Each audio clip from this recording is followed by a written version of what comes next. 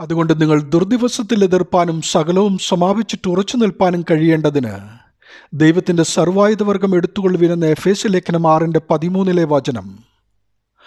ആക്രമിക്കുവാനുള്ള ആഹ്വാനമായിട്ടല്ല, മറിച്ച് പൈശാചിക ശക്തികൾക്കെതിരായ നിരന്തരമായ പോരാട്ടത്തിൽ ഒരാളുടെ ആത്മീയ അടിത്തറ നിലനിർത്തുവാനുള്ള കൽപ്പനയായിട്ടാണ് ഇതിനെ മനസ്സിലാക്കേണ്ടത്. ഇത് യേശുക്രിസ്തു ക്രൂശിൽ നേടിയ വിജയത്തിൽ വേരൂന്നിയ പ്രതിരോധത്തിനായുള്ള വിശ്വാസിയുടെ പോരാട്ടത്തിൻ്റെ മാതൃകയാണിത്. ദുർദിവസം അഥവാ ദുഷ്ടദിനം എന്നത് ശത്രുവാകുന്ന പിശാച് കൊണ്ടുവരുന്ന മദ്യമോ മയക്കുമരുന്നോ ജഡീകമോ സാമ്പത്തിക പ്രലോഭനങ്ങളോ രോഗങ്ങളോ സ്വഭാവദൂഷ്യങ്ങളോ വിശ്വാസച്യുതിയോ ആത്മീയ പരീക്ഷകളോ മറ്റേത് ദുരിതങ്ങളോ ആവാം. അവയൊന്നും ദൈവസ്വഭാവത്തിൽ നിന്നുണ്ടാകുന്നതല്ല, പൈശാചിക ആധിപത്യത്തിൽ നിന്നും ഉണ്ടാകുന്നതാണ്. യോബിനുണ്ടായതുപോലെ വിശ്വാസിയെ തീയിൽ കൂടി ശുദ്ധി ചെയ്ത് ദാവീദിനെ പോലെ കർത്താവിൻ്റെ ഹൃദയത്തിന് യോജിച്ചവരാക്കുവാൻ ജീവിതത്തിൽ പരീക്ഷണങ്ങളും പ്രതികൂല സാഹചര്യങ്ങളും ദൈവം അനുവദിക്കാറുണ്ട്. ദൈവം കഷ്ടങ്ങളാൽ നമ്മെ പരീക്ഷിക്കുന്നവനല്ല. നമ്മുടെ മോഹങ്ങളോ മോഹഭംഗങ്ങളോ കൽപ്പന ലംഘനങ്ങളോ ആവാം സാത്താൻ നമ്മിൽ ഇടം ലഭിക്കുമ്പോൾ ദൈവത്തിൽ നിന്ന് നമ്മെ കൂടുതൽ അകറ്റിക്കളയുവാൻ സാത്താൻ നിരാശയും തിന്മയുടെ വഴികളും നമ്മുടെ മുമ്പിൽ തുറന്നിടും.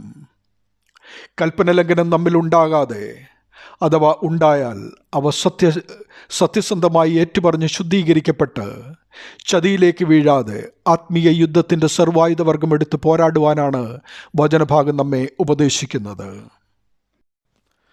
ആദമിനും ഹവ്വയ്ക്കും ചെയ്ത കുറ്റം ഏറ്റുപറയുവാനുള്ള അവസരമാണ് ഉൽപ്പത്തി പുസ്തകം 3:11-12 ദൈവം നൽകിയത്.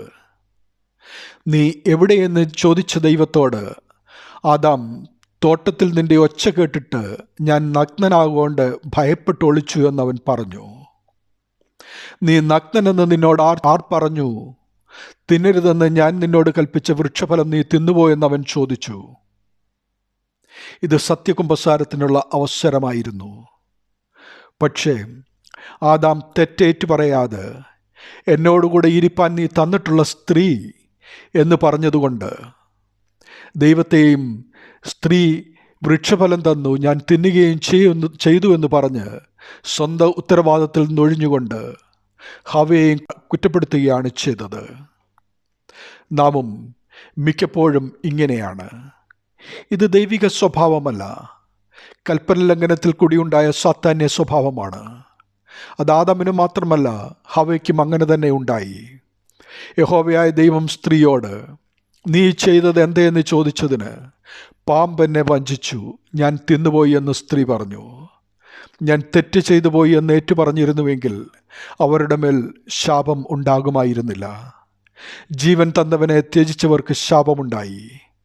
മാതാപിതാക്കളെ അനുസരിക്കുക, അവരോട് ദോഷമായി ഒന്നും പ്രവർത്തിക്കരുത് എന്നതും ഇതോടൊപ്പം നാം ചേർത്ത് ചിന്തിക്കുകയും നമ്മുടെ സൃഷ്ടിതാവായ ദൈവത്തെ നാം അനുസരിക്കുകയും അവിടുത്തെ വഴികളിൽ നടക്കുകയും തിന്മയുടെ പാത വിട്ടോടുകയും അഥവാ പാപം ചെയ്തു പോയാൽ ആത്മാർത്ഥമായി അനുതാപത്തോടെ ഏറ്റുപറഞ്ഞ് ശുദ്ധീകരിക്കപ്പെട്ട് ദൈവത്തോട് നിരപ്പാകേണ്ടത് നമ്മുടെയും തലമുറയുടെയും അതിജീവനത്തിന് ആവശ്യമാണ്. വിശുദ്ധിയെ തികച്ചുകൊണ്ട് ഒരുങ്ങി നിൽക്ക, പ്രിയൻ വരവനിൻ താമസം ഏറെയില്ല. രാത്രിയുടെ ഏത് യാമത്തിൽ വന്നാലും നാം ശുദ്ധീകരിക്കപ്പെട്ടവരായിരിക്കുന്നുവെങ്കിൽ നാം ശുദ്ധിയുള്ള കന്യകമാരോടുകൂടി കെട്ടുപോകാത്ത വിശ്വാസത്തിൻ്റെയും ഒരുക്കത്തിൻ്റെയും വിളക്ക് തെളിയിച്ചുകൊണ്ട് സന്തോഷത്തോടെ മണവാളനെ സ്വീകരിക്കുവാൻ കാത്തിരിക്കാം. ദൈവനാമം നമ്മിൽ കൂടി മഹത്വപ്പെടട്ടെ. ആമീൻ.